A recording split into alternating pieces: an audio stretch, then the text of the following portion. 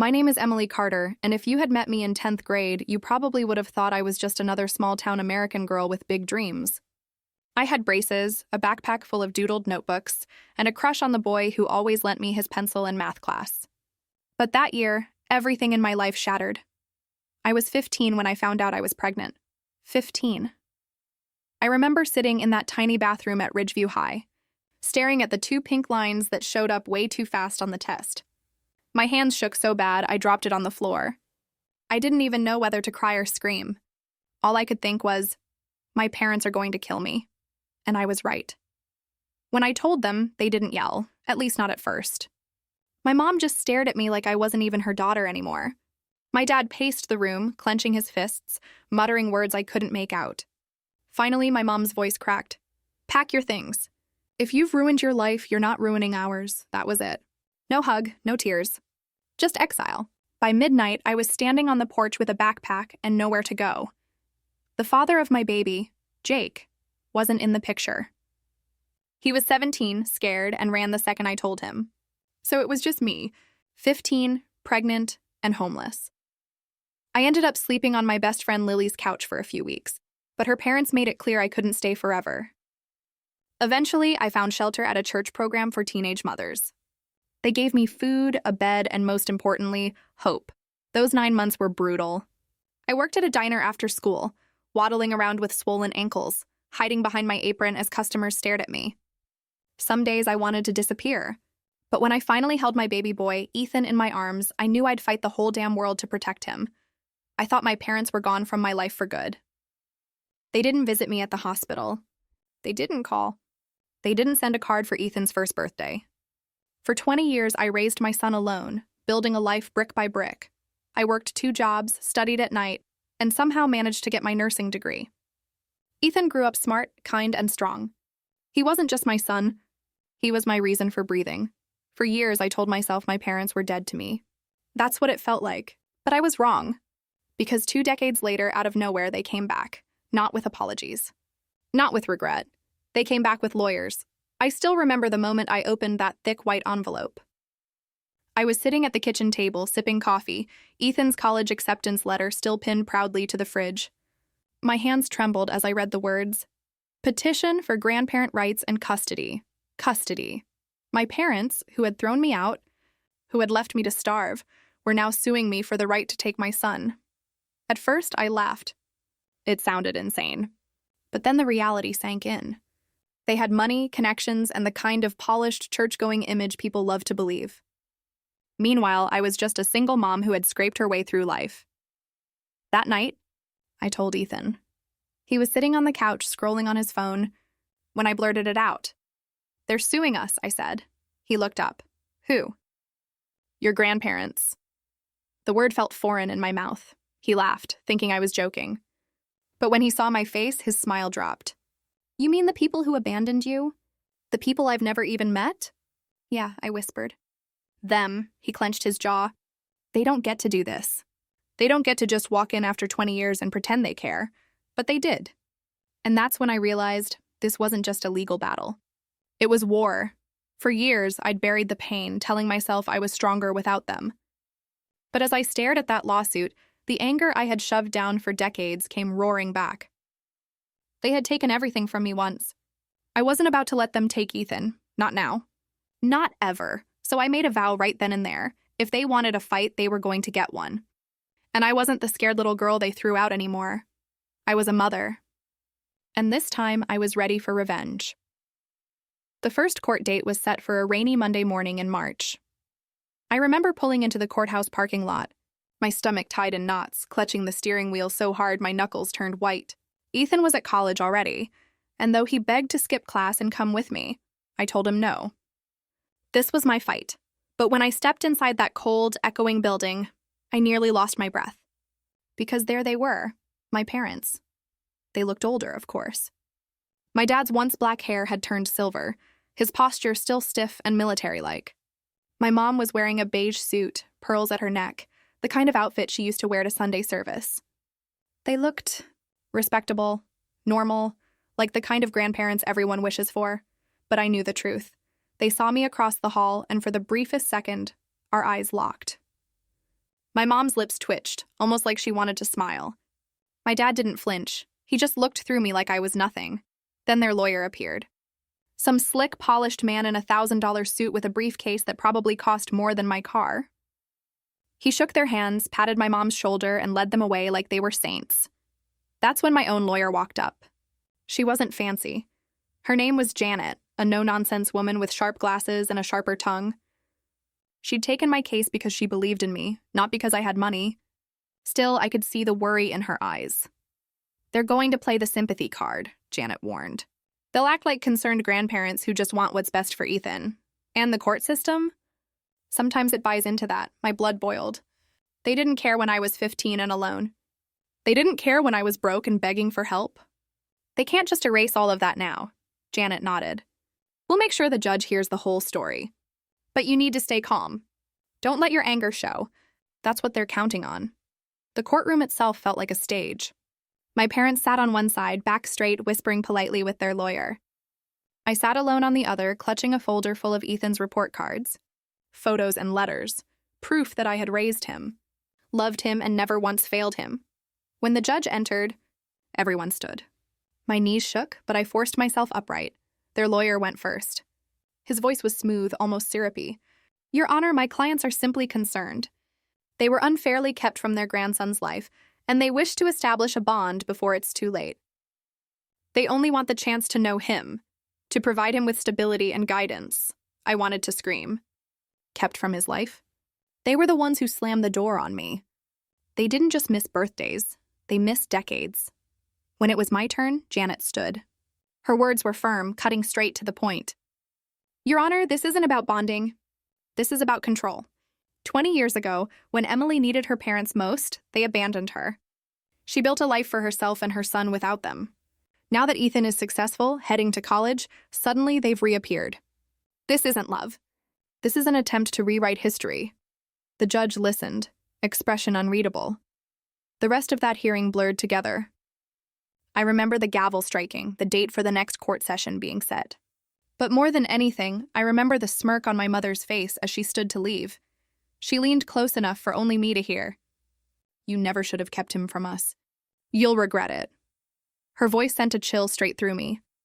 That night, I drove home with my chest tight, headlights cutting through sheets of rain. My phone buzzed the second I walked through the door. "It was Ethan. How did it go?" he asked, his voice full of worry. "They're playing nice," I said bitterly. "Acting like saints. But don't you worry. They're not going to win." "I'll testify," Ethan said. "I'll tell the judge I don't even want to see them." I sighed, my throat tight. "We'll see. I don't want you dragged into this more than you already are." But deep down, I knew he'd have to be. Because this wasn't just about me anymore. It was about him, his life, his future. The next morning, I sat at the kitchen table, staring at the lawsuit again. That's when it hit me. They weren't after visitation. They wanted custody. They wanted to take Ethan away from me. Something snapped inside me then. The hurt, the betrayal, the years of silence, all of it hardened into one thing: fury. If they wanted a fight, I'd give them one. I wasn't 15 anymore. I wasn't scared, broken, or begging for scraps. I was stronger now, smarter. And I had something they'd never understand: a son who actually loved me. So I made a plan. If they wanted to drag me through court, fine. But I wasn't going to just defend myself. I was going to destroy them. Once the case moved into discovery, the gloves came off. Papers arrived like a second paycheck. Financial records, old letters, tax returns, affidavits. Their lawyer was relentless. He dug into my past like a miner hunting for gold, trying to find anything that could make me look unfit. I expected that. What I did not expect was how fast he would find things to twist. Janet warned me it was standard practice. They will try to paint your life as unstable. Single mom, lower income, emotional history. It's cheap, but sometimes it works. She tapped her pen against the folder. "We need to be smart. You have evidence. We will use it." We started by organizing everything. Photos of Ethan's birthdays, teacher recommendations, employment records, my nursing certifications, letters from neighbors and friends. Each document became a brick in the wall I was building to keep my son safe. I also dug up old memories, not because I wanted to relive them, but because I needed to catalog them. Dates, names, the exact words my parents had said when they left. Every detail mattered. Then Janet asked the question I had not expected. Did you ever try to contact them after they left? Letters, calls, anything?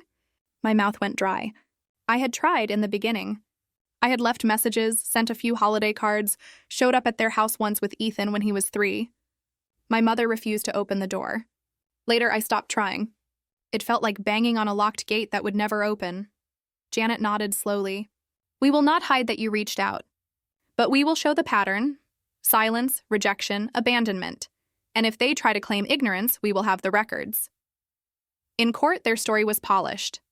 They claimed concern, compassion, a newfound religion that had humbled them. Their neighbors wrote letters about their involvement in the community, their church activities, how they had become model grandparents. The thing about people who know how to perform respectability is that they get rewarded for it. The judge listened politely. Social proof matters. It is an ugly truth, but I knew it from too many nights working double shifts and watching people assume things about me. One night, after a long day of depositions, I sat in my kitchen and stared at a photo album. Ethan at 5 with chocolate on his face, Ethan at 10 with a bandage on his knee, Ethan at 17 in a cap and gown at the community college. There were gaps in my heart, but the album was full of the moments we had made together. That was my proof, and then the unexpected came.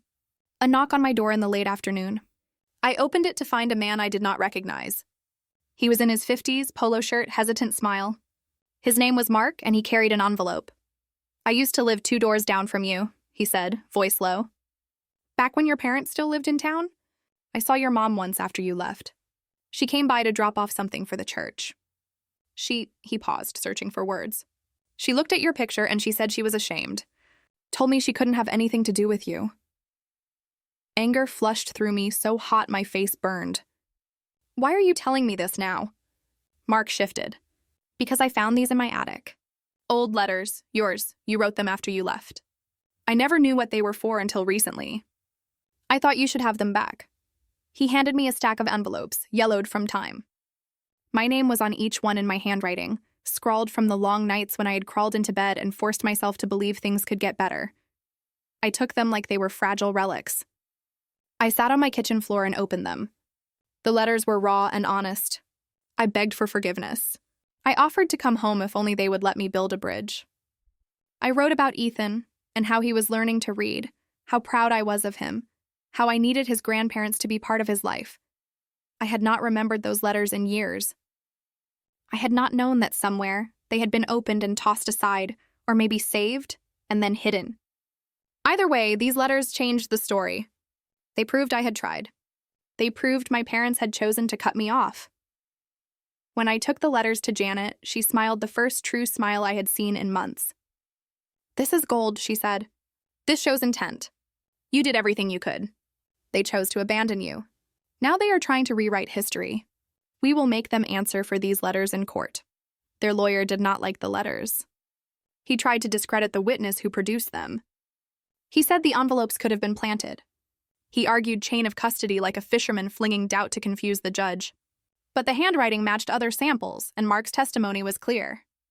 He described where he found the envelopes, why he saved them, and how he recognized my writing. The more evidence we gathered, the more their facade began to crack. Short, awkward silences replaced their polished speeches.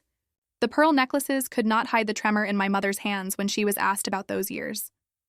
My father's jaw tightened until it seemed like he might choke, and his answers grew shorter under pressure. But even with the cracks, they had the advantage of wealth and respectability. They had money to throw at experts and psychologists who could testify that a young, single mother from a modest background struggled to provide stability. They hired a family therapist to say what they wanted the court to hear. They brought in a genealogist to emphasize family continuity. They had resources, and resources can rewrite perception. That's when I decided I needed a resource of my own. I could not fight their money. I could not buy testimonies or hire expensive experts. But I had something they could not buy. I had truth, and I had the lives they had tried to erase. I began to speak with people who mattered. Ethan's teachers, his coach, his childhood pediatrician, neighbors who had watched us for years.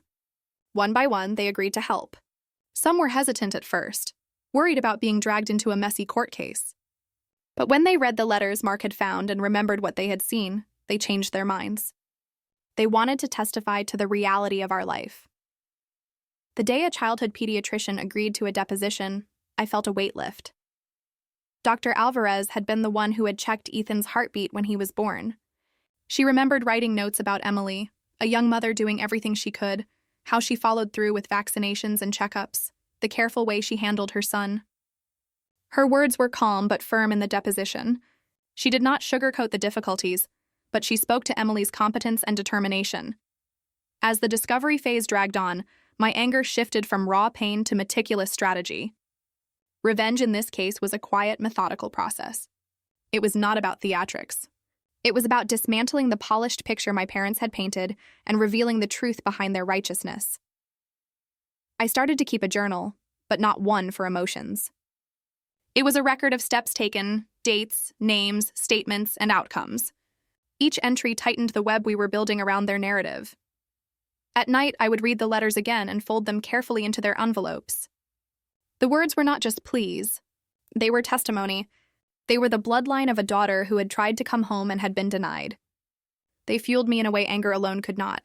This fight would not be won in a courtroom alone. It would be won in the court of truth.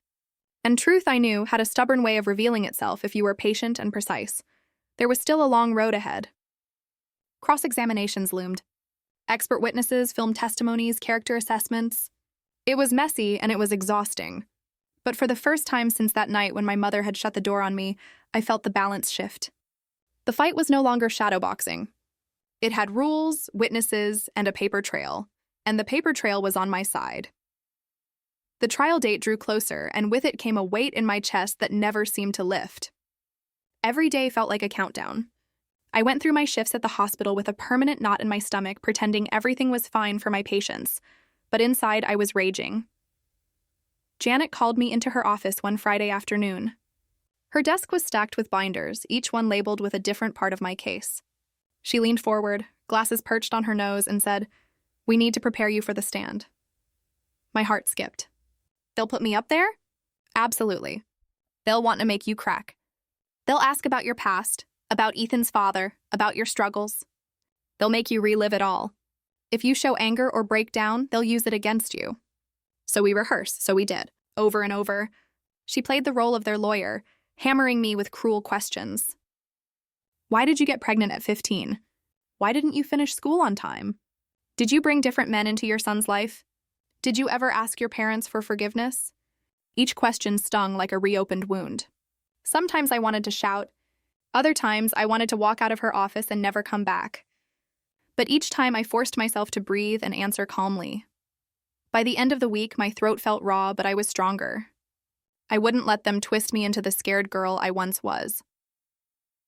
The night before trial, Ethan drove home from college to be with me. He walked in carrying takeout, dropped the bags on the counter, and gave me the kind of hug that lasts too long to be casual. "You okay?" he asked softly. I nodded against his chest. "Better now that you're here." He pulled back, studying me. "Mom, I'll testify if I have to. They can't win if the judge hears from me directly." I brushed his cheek with my hand. "We'll see. I don't want you dragged into their poison.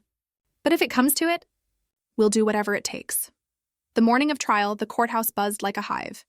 Reporters weren't there. It wasn't that kind of case. But every hallway seemed packed with lawyers. Clerks, families waiting for their turn. My parents sat on their side, calm, polished, holding hands like the perfect grandparents. I noticed my mother's pearl necklace again, the same one she wore every court appearance. It gleamed like armor. My father nodded politely to people as if he were respected, admired, but when their eyes met mine, there was no warmth. Just calculation. The trial began with their lawyer painting a rosy picture. He talked about the sanctity of family, the rights of grandparents, the importance of generational ties. He spoke as though they had been waiting in the wings all along, aching for the chance to step in. Then it was my turn. I walked to the stand with my knees shaking. I swore in, sat down, and gripped the wooden edge like it might keep me steady. Their lawyer started slow, smiling like he was my friend. "Emily, you had your son when you were 15? "Yes." "And his father wasn't involved?" "No, he wasn't. So you raised Ethan alone?" "Yes," his smile widened. That must have been very hard. Were there times you couldn't provide for him? I swallowed. I worked multiple jobs. I made sacrifices. But Ethan always had what he needed: food, clothes, a safe home. He leaned closer. But wouldn't you say he missed out on a stable, two-parent household? I forced a steady breath. He didn't miss out on love. And love is the most stable foundation a child can have. The lawyer's smile faltered. He changed tactics, asking about my teenage years, my struggles, the nights I cried myself to sleep.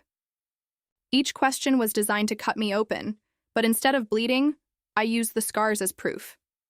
Yes, I struggled, I admitted. Yes, I was young. But I never abandoned my child. I never walked away from him. Can my parents say the same about me? A murmur rippled through the courtroom. The lawyer's jaw tightened. When Janet stood for cross-examination, the energy shifted. She pulled out the letters, those old yellowed envelopes. Emily, can you explain what these are?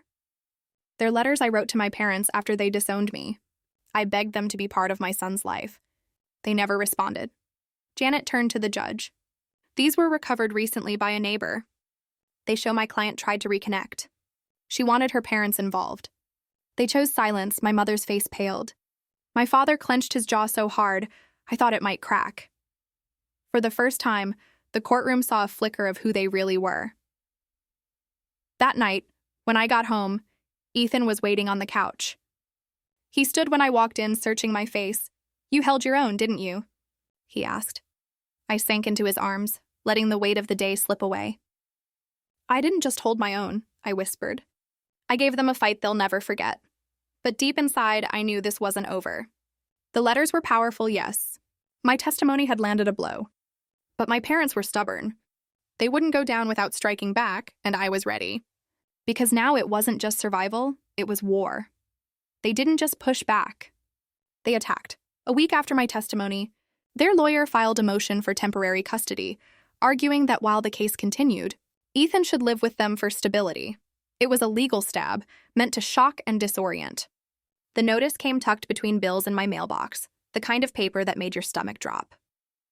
I unfolded it with trembling hands and read the words over and over until they meant nothing at all.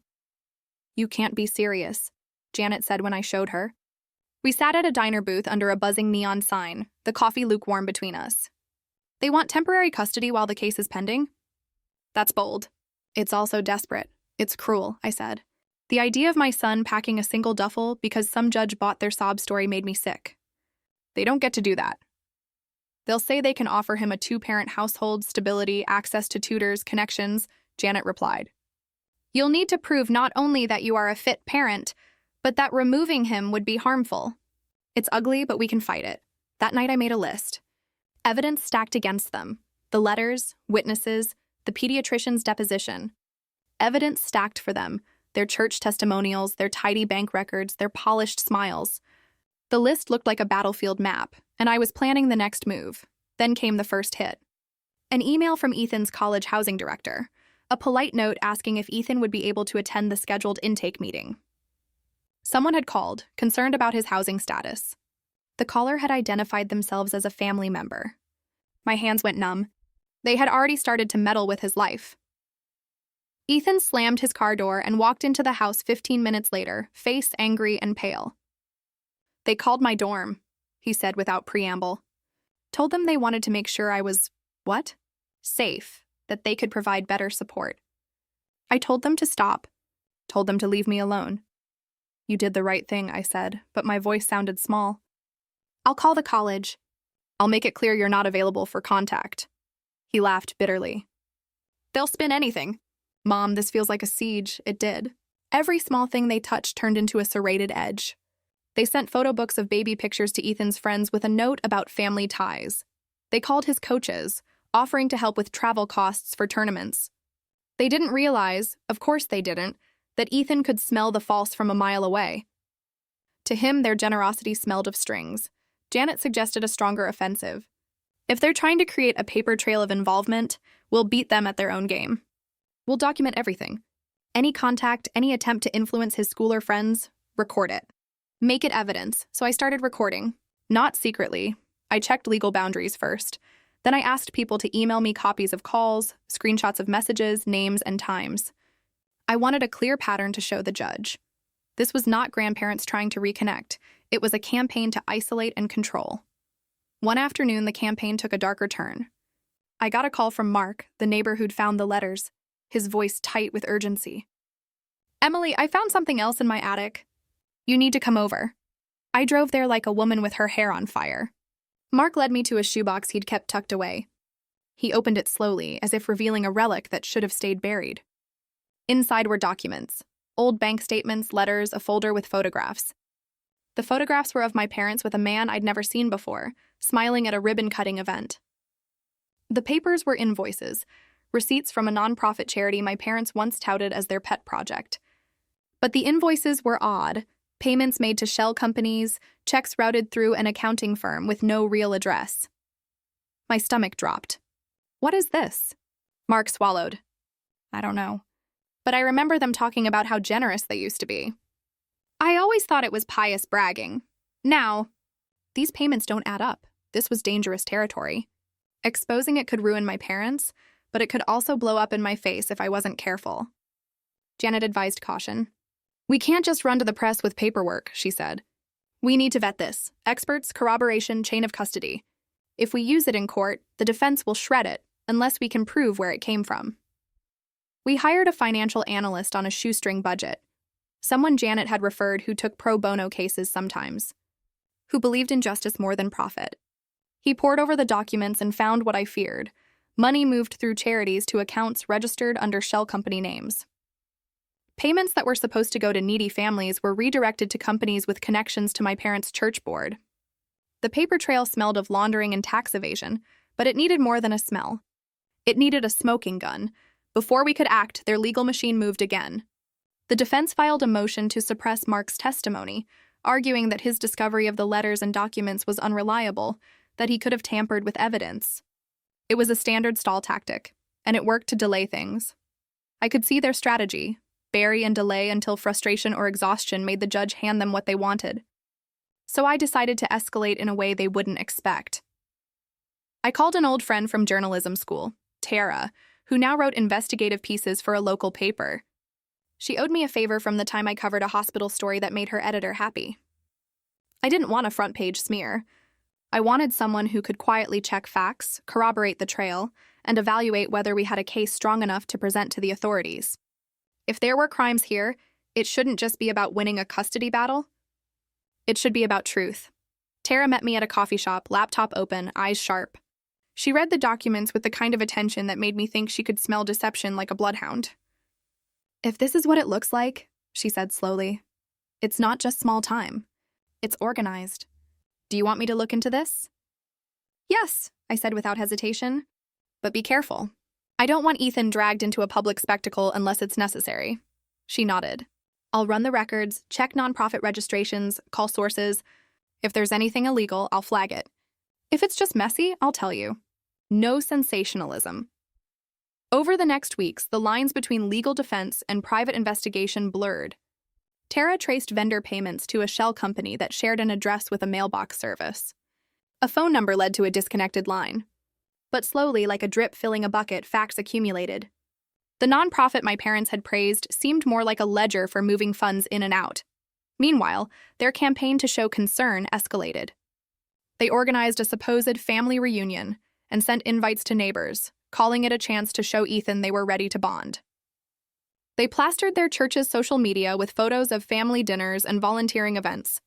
The world they painted for the judge and for public eyes was tidy, charitable, and kind, but every polished photo was undercut by the documents in my drawer and the letters in Mark's attic. Their righteousness began to look like stagecraft. One night, after a long day of interviews, I stood in my kitchen looking at a picture of Ethan at graduation. I thought about the kind of life I'd built: long shifts, scraped knees, late-night studying. I thought about how a 15-year-old girl had once believed her parents would save her. Now it was their turn to be exposed. I tasted the sourness of revenge, but it no longer felt like anger. It felt like correction, like making sure the ledger of our lives was balanced. Tara called that night with a whisper of triumph. "I found payroll records linking your parents to a firm that's registered under one of the nonprofit's executives' names," she said. And get this, the firm paid for a luxury car your father uses in his name. It's tentative, but it's something. My hands shook. Then what? Then we don't go to the press yet, Tara replied. We build the case. We hand it to the right people, and we make sure the judge sees the truth. So we prepared. The next hearing would be a turning point. Either they would finally be cornered, or they would sink lower and try to drown us in legal fees and delay. I slept that night with the letters under my pillow, and for the first time in months, I dreamed of doors opening instead of slamming shut. The fight was far from over, but the battlefield was changing. I had found something that could cut them where they were most proud, their image. And for them, image was everything. The investigator's call came on a Thursday, when the house smelled like coffee and laundry. Tara had been methodical, patient, and suddenly her patience paid off. She had handed over a slim folder to the district attorney's office, along with copies of invoices, payroll records, and email trails. The DA's investigator, a woman named Claire, sounded tired but steady when she called. Ms. Carter, we reviewed the documents Ms. Klein provided, she said. There are enough inconsistencies to open a preliminary inquiry. We'll need you to sign an affidavit about how you came into possession of these materials, and we may ask for a formal interview. I felt a hollow, ecstatic kind of relief. This was bigger than family drama now. If the DA took it seriously, my parents' tidy image could crumble in a way the courtroom couldn't easily fix. It was proof that their concern was a cover for something uglier. Thank you, I said, voice small. I'll come in. When? Tomorrow. Bring the original letters that Mr. Cole found. We will photocopy everything. Claire out. I hung up and sat at the kitchen table with the phone still warm in my hand. I looked over at Ethan's graduation photo. He caught me staring and walked in, one eyebrow raised. You look like you swallowed a storm, he said. The DA might open an inquiry, I told him. They want to see the documents. I watched his face change from wary to guarded to something like pride. You did this, he said simply. You didn't just sit and take it. You fought, good, he meant it. His approval felt like armor, but it also carried a weight. If the DA was involved, everything my parents had built could collapse. That could be dangerous. The next morning, I met Claire at a downtown office. She was efficient, took my affidavit, and photographed the letters. Her questions were precise, and even when she mentioned legalities I didn't understand, I answered honestly. I recounted the night Mark knocked on my door. I described finding the envelopes. I signed my name with a hand that did not tremble. Back home, the house felt quieter. News like this makes a place feel hollow, as if truths are moving through it in ghosts. Ethan was calmer than I expected. He visited the campus advisors, confirmed his housing, and texted his friends to make sure they knew the family line was off limits. He wanted to live his life. He also wanted justice. In court the next week, the judge pushed back the temporary custody hearing. The DA's inquiry made the situation messy. Neither side wanted to move while law enforcement might be looking into possible fraud. My parents' lawyer slammed his hand on the table, arguing that investigations were a delaying tactic. They cannot use criminal inquiry as a shield to prevent a hearing, he snapped. The judge, a woman with no patience for theatrics, tapped her pen. We proceed when the court has all relevant facts, she said. But I will not allow this family to be torn apart on mere motions. We will reconvene when the DA has had time to substantiate any claims. It was a small reprieve, but a reprieve nonetheless. My parents' faces when the judge spoke were unreadable. I had seen them confident and polished. When bureaucracy shrugged, their posture shifted. Control matters more to some people than truth.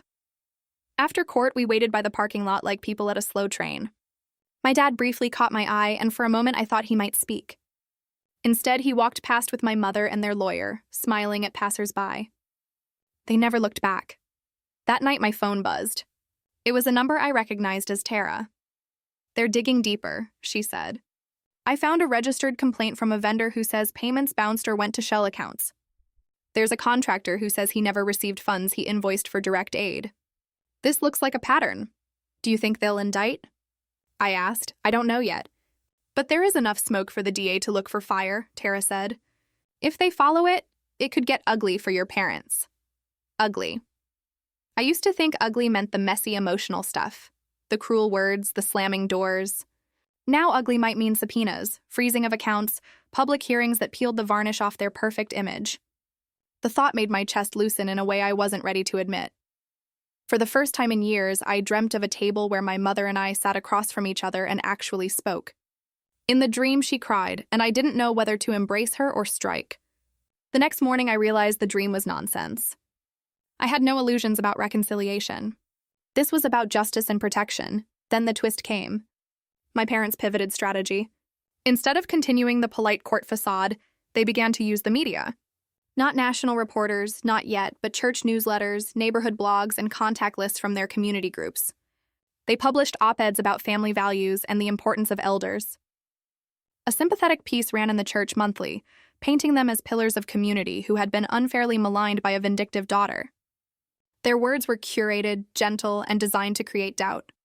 I read the article with my stomach in knots. There were quotes from neighbors who had been nudged to speak kindly. It felt like watching a mask being rehearsed. Their attempt to shape public sympathy was painfully familiar. People trust polished stories more than messy truths. Ethan came home that evening furious. "They're gaslighting the whole town," he said. "They're making themselves victims." "They're trying," I said. "And it could work on some people." That's why truth matters now more than ever. That week, Janet and I worked on a plan. We would not let their narrative go unchallenged. We drafted a response, clear and measured, pointing to the pending DA inquiry, the recovered letters, and the pattern of silence from my parents. We reached out to people who had been directly affected by their nonprofit, families who had signed affidavits, but whose aid had never materialized. One by one, those families agreed to speak. Some were hesitant. Others had been quietly furious for years. Their testimony mattered. When the day came to present counter-evidence to the court, it felt like stepping into a battlefield fog. The DA's office sent a representative who explained they were still investigating, but had enough cause to issue subpoenas for financial records. The judge set a schedule. The publicity ramped up. My parents' church released a statement lamenting the testimony of a vengeful child, and the parishioners stood divided. My father sat with his fingers interlaced, jaw tight, and my mother watched with the composed face I had known since childhood. But in her eyes, I caught a flicker of fear. Control can look like composure, but fear peeks through the cracks. As we left the courthouse that day, a woman approached me cautiously. She was middle-aged, hair pulled back, eyes raw with old exhaustion. She introduced herself as Rosa. She handed me a folded sheet of paper with a list of dates and names, and her hands shook. "I used to volunteer there," she said. "I signed up for food drives and the checks never cleared. I was afraid to speak. But when I read those letters you wrote, I thought maybe finally someone would listen. I want to tell the truth." Her words hit like a hammer. People were coming forward. Not for me, not for spectacle, but because they wanted to be part of something that corrected a wrong. It was humbling. That night, Ethan sat with me at the kitchen table. We stopped pretending the battle was only legal. This had become the unspooling of a life that my parents had carefully staged. I looked at him, the man he was becoming, and felt both proud and terrified. "We might win," he said quietly. "But what if they try to break us first? What if they throw more at us?" "Then we hold," I said. "We stand. We keep telling the truth until no one can ignore it." He nodded, eyes steady. "We do that." Outside, the neighborhood lights blinked on like constellations. Inside, we were small but together. The road ahead was messy, uncertain, and dangerous in ways I had never imagined. But for the first time since I was 15, I believed we had the power to shape the ending. The next hearings would be rough. The DA might uncover things that sent my parents to trial. Or they might not. Either way, the war had changed. It was no longer just about custody.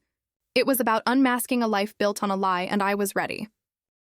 The air inside the courtroom had shifted. It wasn't just a family dispute anymore. It had the chill of something bigger, heavier. Every time I walked through those double doors, the whispers followed. Some people had sympathy in their eyes. Others looked at me like I was tearing apart saints. That was the thing about image. Once people buy into it, they don't let go easily. The DA's subpoenas landed hard. Bank statements, board minutes, payroll ledgers, all delivered to the state. My parents' lawyer fought like hell to block them, but the judge wasn't swayed.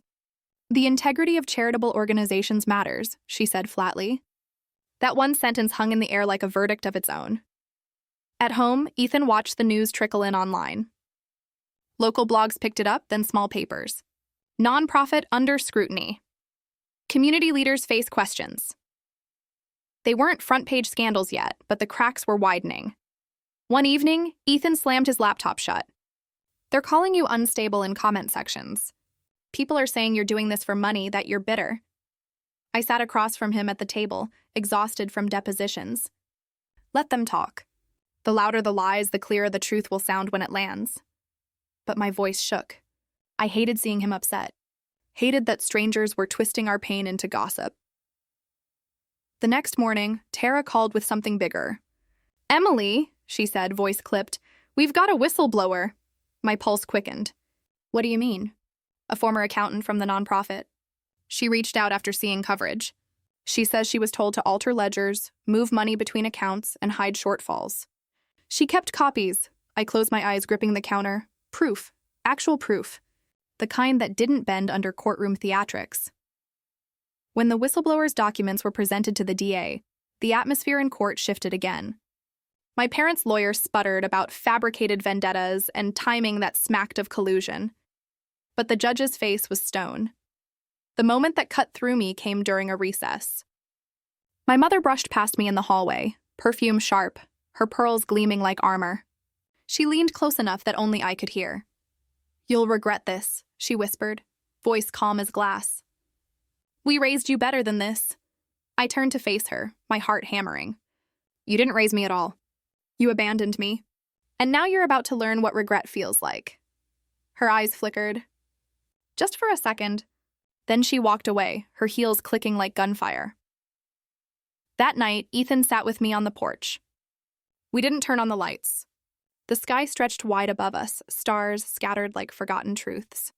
He leaned forward, elbows on his knees. "Mom," he said softly, "if they fall, if this takes them down, are you ready for that?" The question dug into me, because the truth was I wasn't sure. Part of me wanted to see them stripped bare, every mask ripped off. Another part of me, buried deep, still longed for parents who could look at me without malice. But those parents had never existed. "Yes," I said finally. "If they fall, they fall. They built this themselves." He nodded, eyes glinting in the dark. "Then we finish it." The DA filed motions the following week. Fraud, misappropriation of funds, possible tax evasion. The words looked cold on paper, but I knew what they meant. Jail, collapse, humiliation. The custody case stalled completely. The judge refused to move forward until the criminal inquiry ran its course. My parents' lawyer blustered, argued constitutional rights, threatened appeals, but the tide had turned. The courtroom was no longer theirs. And then, the first real blow landed. A news station ran the story. Not a whisper on a blog, not a church bulletin, but a full segment at 6 o'clock, complete with interviews from families who'd been promised aid and never received it. Faces on camera, mothers crying, fathers shaking their heads. The story spread like wildfire. Ethan watched with his jaw tight. "There it is," he said. "That's the beginning of the end." But the end wasn't here yet. The more desperate people get, the more dangerous they become.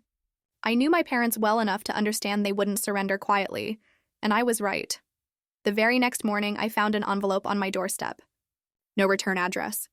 Inside, a single piece of paper with words scrawled in my mother's neat, cold handwriting. "Family should protect family. Stop this now before you destroy us all." My hands shook, but I didn't tear it up. I tucked it into the folder with the rest of the evidence. Because now it wasn't a warning. It was a confession. The war was almost over, but the ugliest battle was still ahead. The courthouse was packed for the final hearing. Reporters had squeezed themselves into the back row, their pens clicking, cameras waiting. What had started as a quiet custody dispute had exploded into something far larger. My parents weren't just fighting for Ethan anymore. They were fighting to salvage their legacy, their reputations, their empire of lies. I sat at the plaintiff's table with Janet beside me, her binder thick with evidence. Across the aisle, my parents looked smaller than I'd ever seen them. My father's suit hung looser, as if the weight of the investigation had eaten him alive. My mother still wore her pearls, but her hand trembled when she reached for a glass of water. The judge entered, her robe sweeping like a shadow. She wasted no time. "We are here today to resolve the matter of Carter versus Carter," she said, her voice firm. The custody petition filed by Mr. and Mrs. Carter against their daughter, Emily Carter, has been reviewed in light of recent developments. I could feel Ethan's presence behind me, steady, unflinching. He wasn't on the stand today, but he was the anchor in the storm. The first blow landed quickly. The DA's representative presented findings: fraudulent transfers, missing funds, fabricated board minutes. The whistleblower testified in person, her voice shaking but her story clear. Every word she spoke was another crack in the armor my parents had worn for decades. My father tried to hold his composure, but when their lawyer attempted to object for the 5th time, the judge shut him down. "The evidence is admissible," she snapped. "Sit down." Then it was my turn. Janet called me to the stand one final time. I walked up, feeling every eye on me. My heart pounded, but my voice was steady. "I was 15 when my parents disowned me," I began. "I was scared, pregnant, and alone. I begged them for help. I wrote letters that went unanswered. They never showed up at my door, not once, not even when their grandson was born. And now, after 20 years of silence, they are here to take him from me." I held up the stack of letters, yellowed with time. I kept writing. I never gave up on them, even when they gave up on me. These are my words, begging them to love us. They chose silence. The room was silent except for the scribbling of reporters' pens. And when they finally came back, I continued, it wasn't out of love. It was because they wanted control. But you cannot rewrite history to hide neglect.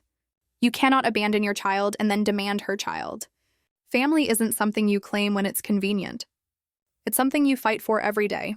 I fought for my son. Alone, they didn't.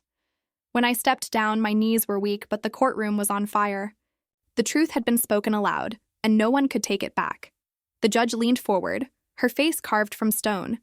"This court does not look kindly on those who attempt to manipulate both the system and their own family for personal gain," she said. "Mr. and Mrs. Carter, your petition for custody is denied. Permanently." The word rang like a gunshot. Permanently, but she wasn't done. "Furthermore, in light of the ongoing criminal investigation into your nonprofit, this court will fully cooperate with the district attorney's office. Until those matters are resolved, any contact with Ethan Carter must be approved by this court.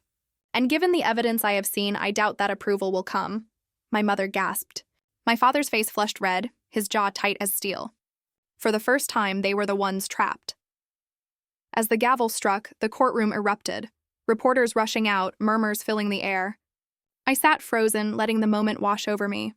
It was done. Outside, the cameras swarmed. Questions flew. "Emily, how do you feel? Do you think justice was served?" I ignored them all, walking through the chaos with Ethan at my side. When we reached the car, he grabbed my hand. "You won," he said softly. I looked at him, really looked. He wasn't just my son anymore. He was a man, strong, steady, everything I had fought for. "No," I whispered. "We won." But the revenge, the real revenge, came later. 2 months after the trial. Headlines blazed across every major paper. Community leaders indicted on fraud and embezzlement charges. My parents were arrested, their mugshots plastered across the same papers that once called them pillars of virtue. Their nonprofit was dismantled. The community they had manipulated for decades saw the truth at last. I watched the news that night with Ethan, sitting on the couch in the glow of the TV. My mother's pearls were gone, replaced by a county-issued jumpsuit. My father's polished smile had vanished, his face hollow. Ethan turned to me. "Does it feel like justice?" I thought about the nights I cried alone at 15, the mornings I worked double shifts to buy his school supplies, the years of silence that hollowed me out. I thought about their faces in the courtroom, cracked open for everyone to see. "Yes," I said finally. "It does." Ethan smiled faintly and leaned back, resting his head on the couch.